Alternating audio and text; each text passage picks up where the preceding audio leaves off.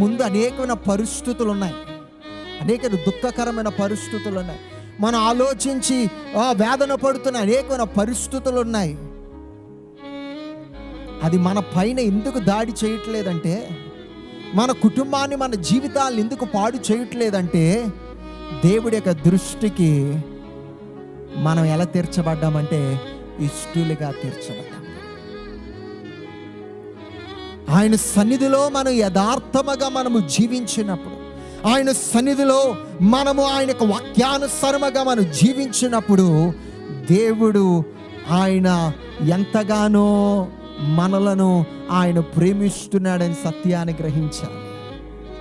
ఈ దినం మన కుటుంబము దీవింపబడాలంటే, ఈ దినం నీ ప్రతి పరిస్థితుల్లో నువ్వు జైవీరుడిగా తీర్చబడాలంటే, ముందుగా మనం చేయవలసింది ఏంటంటే దేవుడి యొక్క దృష్టికి ఇష్టలుగా తీర్చబడాలి.